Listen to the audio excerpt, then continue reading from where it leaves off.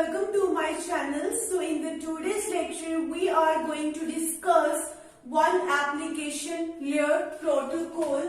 It is HTTP. Okay. So what is the full form of HTTP? It is basically Hypertext Transfer Protocol. Okay, the full form of HTTP is Hypertext Transfer Protocol. So what is the purpose of using HTTP? Why do we really need HTTP? Okay, let's suppose this is a machine. Let's suppose this is a machine. This is a local machine. Or this is your computer. Okay, and let's suppose this is server. This is your server where all of your web pages are stored. Let me tell you one thing, that what is the difference between local machine and the server. So the difference is the server has large amount of storage capacity. So all of the web pages that you are seeing on the internet are actually going to be stored in the server. Okay, so server is a common computer. All the computers which are going to connect on the network will be accessing the server, will be getting any web page or any information from the server. So what is the need of HTTP? Let's suppose this is computer of Aarti.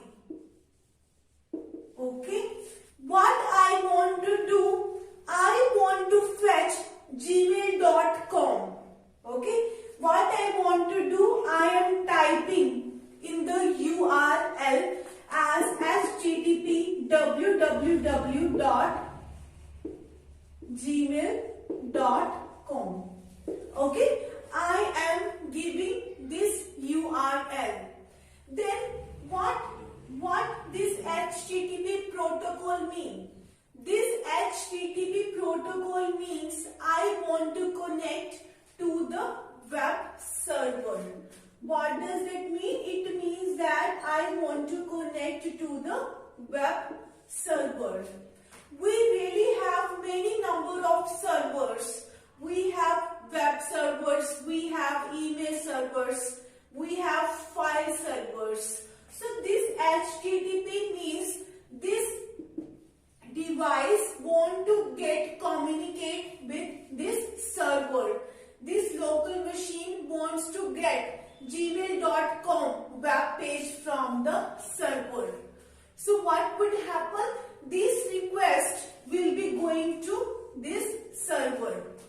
Okay, this request will go to this server and server is going to give back the gmail.com web page to the device, to the computer. Okay, so what is the purpose of using HTTP? HTTP is basically used to get the web page from the web server. Okay, so this is the entire purpose of HTTP. Okay, now let me tell you one more thing. In the last video, we discussed domain name server. In the domain name server, what we studied that domain name service actually use UDP protocol, because in DNS we had just one simple request and one simple response. So we don't want to spend our time in three-way handshaking. So that was the reason that we were using UDP protocol in DNS. But this HTTP protocol.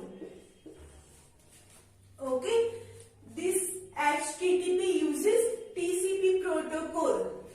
What is the difference between TCP and UDP? UDP is not a very sincere protocol. You know, UDP is not very sincere, or you can call it as UDP is not very reliable. You know, what does UDP do? If you are requesting for something, okay, it doesn't make sure that whether you will be received that thing or not. Okay, but TCP is reliable. TCP is reliable protocol. Means if you are sending some request to the server, you will definitely make sure that you will be receiving that web page from the server. It is reliable. You get acknowledgement back in the HTTP protocol. It is a very sincere protocol, or you can say that it is a trustable protocol. You get acknowledgement back in TCP protocol. So HTTP is really a TCP protocol. It uses HTTP uses TCP protocol. Whenever you need reliability, you will definitely be using TCP protocol. And now let me tell you one more thing, that as we discussed in DNS, DNS is stateless protocol, right? We discussed in DNS that it is a stateless protocol. Similarly, HTTP is also a stateless protocol.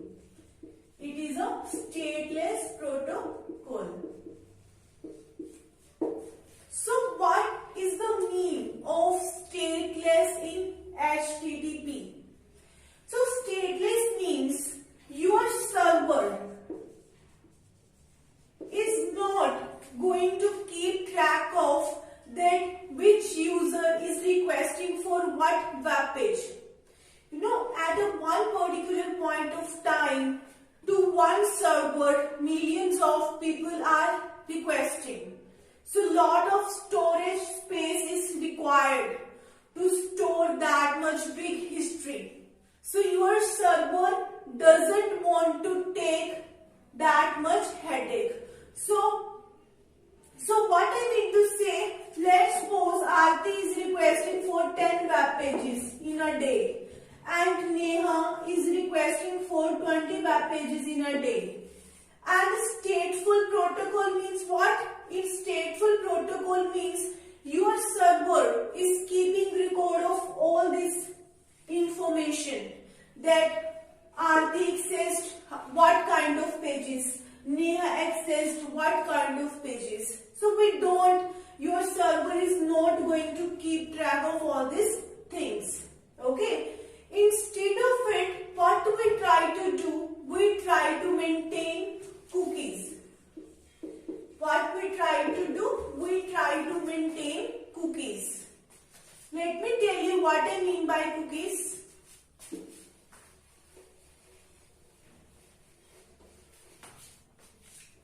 So, what is the meaning of cookies? If you looked at your web history, if you press Ctrl+H, you are getting your web history. Okay? You will see that what pages you have accessed on the internet.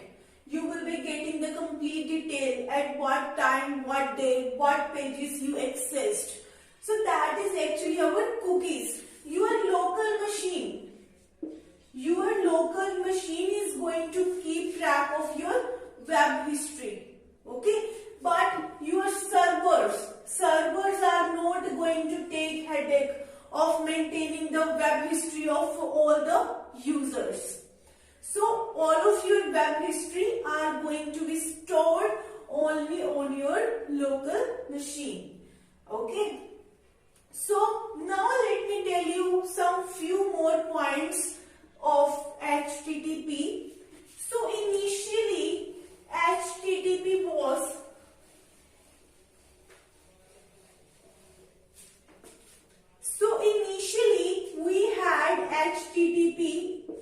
1.0.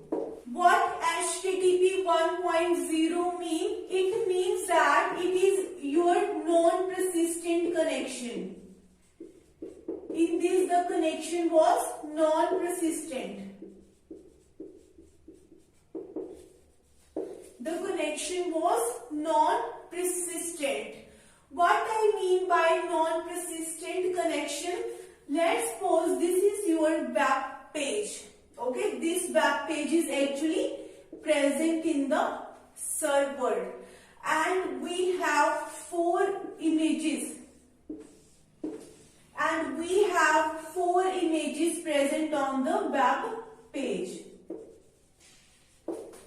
So when your machine wants to access this web page having 4 images in it. So firstly, what non-persistent connection means? Non-persistent connection means initially your machine is going to fetch 1 image. Firstly, it is going to make connection with the server. Okay, it is going to fetch 1 image. Okay, it is going to fetch 1 image from the server. Then what it will do again? It is again going to make a connection with server. Again, it is going to fetch 1 more image. So the connection is going to remain for very less amount of time. Your connection is definitely going to be lost. Okay. So the connection period is very less. For each and every image, you have to again establish a connection with the server. After fetching 1 image, your connection is going to be disconnected. Okay, so we really had a very big problem in HTTP 1.0 because for getting each and every image, you have to establish connection with the server. Then what we did, we moved from HTTP 1.0 to HTTP 1.1. Okay, we moved from HTTP 1.0 to HTTP 1.1. So what HTTP 1.1 means? In this HTTP 1.1, what we will be doing? We will be making connection only once. Okay, we will be making connection only once with the server. Once you have made connection with the server, then you will be fetching all the images. This connection is going to last for longer. Okay, so after fetching all of the images on the web page, then you are going to disconnect the connection. Your connection is going to be disconnected. Okay, so in this HTTP 1.1, we need to establish connection only once. For each and every image, we don't need to again and again establish connection like we did in HTTP 1.0. So this is the advantage of HTTP 1.1. Okay, so I hope that you are clear with HTTP. If you have any query, I have mentioned my email ID in the description box. You can contact me on that email ID. So thank you so much for watching my video. If you like my video, please like, share and subscribe my channel.